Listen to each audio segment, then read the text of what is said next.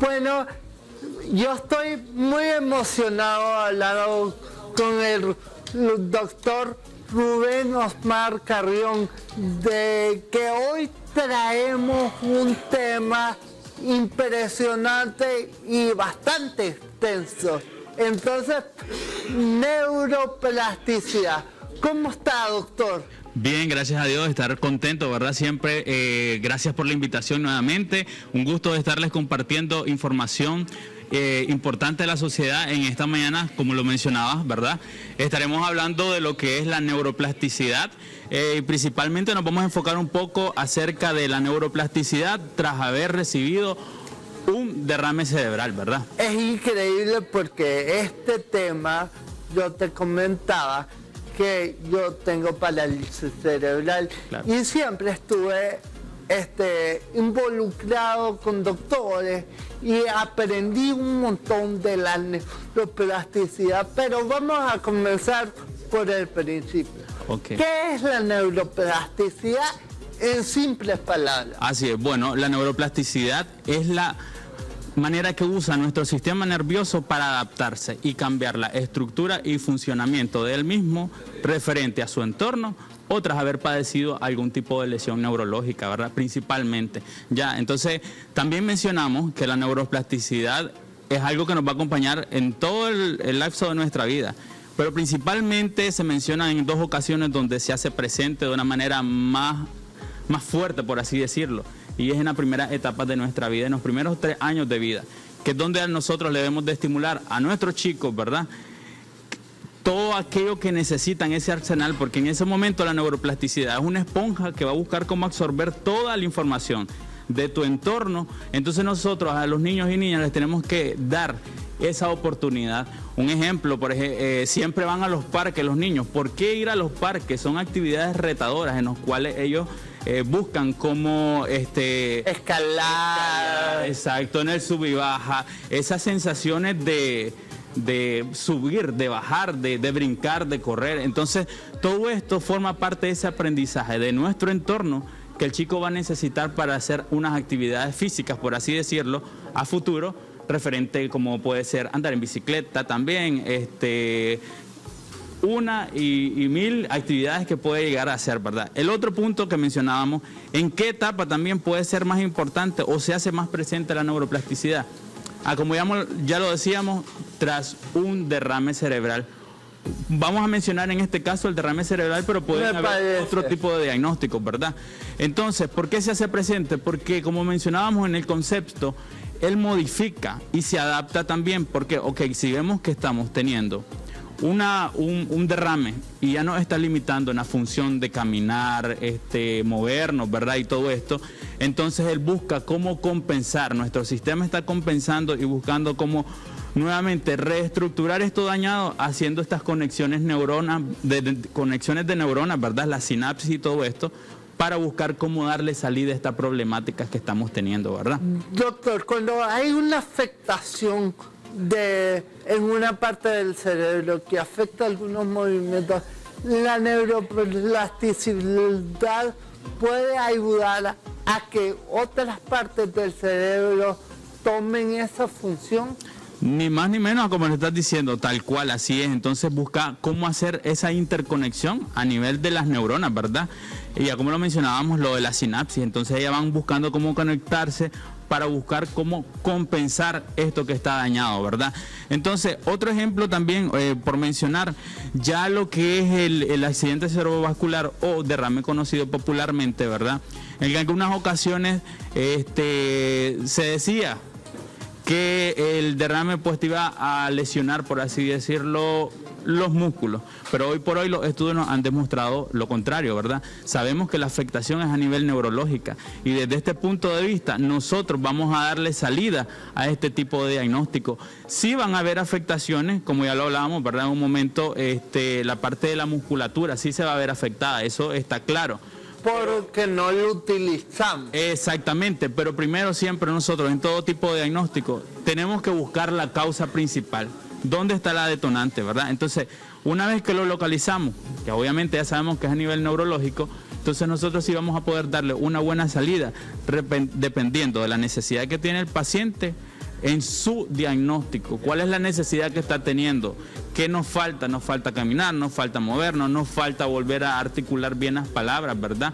Entonces, para todo este proceso de la neuroplasticidad y que el paciente lo podamos reestructurar nuevamente, por así decirlo, a nivel neurológico, nosotros tenemos que redirigir al paciente. ¿En qué aspecto? Tenemos que tratar de que él tenga una buena percepción, que él tenga una buena atención, la capacidad principalmente de resolver problemas y enfocado todo esto con la cognición. O sea, por ejemplo, si yo quiero que mi paciente sujete una botella, un paciente que tiene derrame, ¿verdad? Él no va a poder hacerlo con la normalidad que lo hacía con anterioridad, pero va a intentar compensar con movimientos que no son los adecuados en su momento. ¿Cuál es la labor de nosotros los fisioterapeutas en este caso? Buscar cómo este movimiento sea afinado de manera que nosotros lo redirijamos cómo lo debe de realizar, buscando esta conexión de nuestro cerebro, nuestra vista, al momento de qué es lo que queremos obtener. Por eso les menciono lo de resolver problemas. Un problema es, en este caso, un paciente con derrame no puede caminar. Tenemos que buscar cómo resolver ese problema. Entonces nosotros, a los pacientes, tenemos que buscar cómo retarlos. ¿Retarlos en qué aspecto? Tenemos que plantarnos una meta y esa meta la tenemos que alcanzar, ¿verdad? Entonces ya sabemos que este reto es a veces tedioso, no es de días, no es de meses, a veces puede ser de años. Y mencionando esto, antes decíamos que la neuroplasticidad después de un derrame, pasando el año ya no podíamos hacer nada. Sí es una bomba de tiempo, porque sabemos que en los primeros 3 meses la neuroplasticidad se hace full en un paciente con un derrame. ¿Por qué? Porque hay más excitación neuronal. Y es ahí donde siempre los terapeutas nos decían, ponete las pilas con el paciente, porque necesitamos rehabilitarlo lo más pronto posible. Ya después de los 4 meses en adelante, ese proceso sigue activa la neuroplasticidad, pero de una manera más lenta, pero sigue trabajando, ya. Pero ahora los estudios también demuestran que sí se puede seguir trabajando el paciente después de 1 año, ya. Entonces no podemos decir que la neuroplasticidad se detuvo aquí y ya después ya no. Además de los ejercicios físicos, podés ejercitar tu cerebro en ese proceso con terapias cognitivas como hacer matemáticas, sudoku. ¿Qué tipo de cosas son recomendados? Pues como ya lo bien nos decía, está excelentísimo, ¿verdad? Ese consejo que nos estás dando. La realidad es que lo importante es mantener activo nuestro cerebro y trabajando en pos de la memoria, de la cognición y de muchas otras actividades que son necesarias para nuestro diario vivir, ¿verdad? Entonces nosotros, como te mencionaba, es que también retemos a nuestro cerebro. Vivimos retando a nuestro cerebro, tratando de aprender lo que antes lo hacíamos.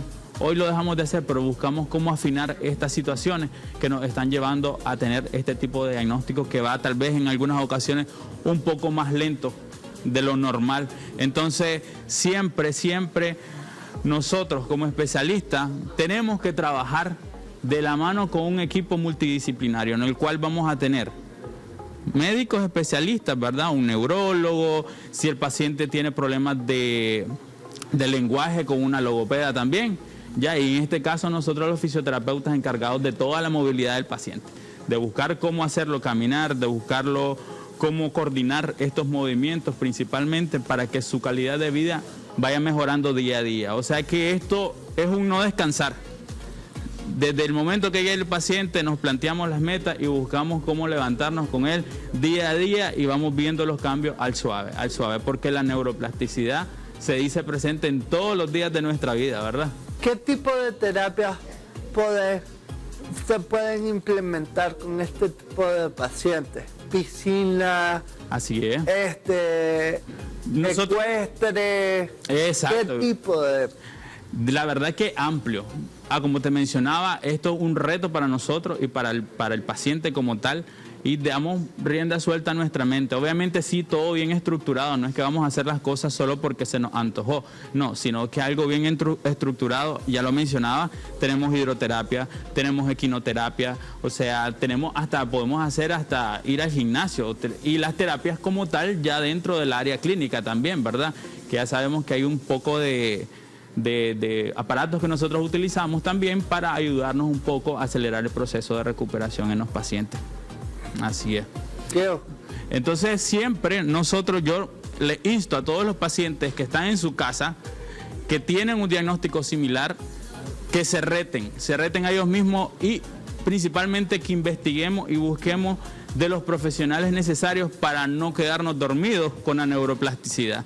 Porque si bien es cierto, va a estar presente en todo momento, pero puede pasar que 6 años que no la pusimos a trabajar, ya los movimientos no nos van a salir iguales, ya vamos a compensar, y ahí es donde vemos en algunas ocasiones pues que los pacientes quedan con algún tipo de dificultad para caminar, etcétera.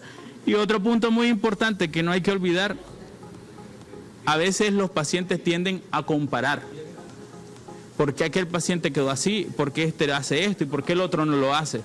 Hay que estar claro de que en algunas ocasiones el derrame es leve, es moderado, es severo. Y dependiendo de esta clasificación y la ubicación de nuestro cerebro, donde se dio, ¿verdad? Entonces vamos a tener una gran respuesta en ese aspecto. Ya podemos ver que van a haber muchas dificultades en algunos, principalmente si sabemos que se ubicó la lesión en el área del movimiento. Entonces ahí ya sabemos que vamos a tener bastante problemitas, pero es algo que está el reto y hay que asumirlo, ¿verdad? Así es.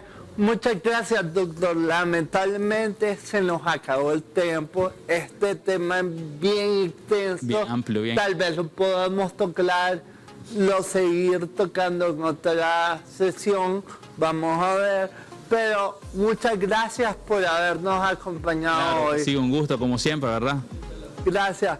Vamos a una pequeña pausa comercial y ya regresamos con más de su revista De Sol a Sol.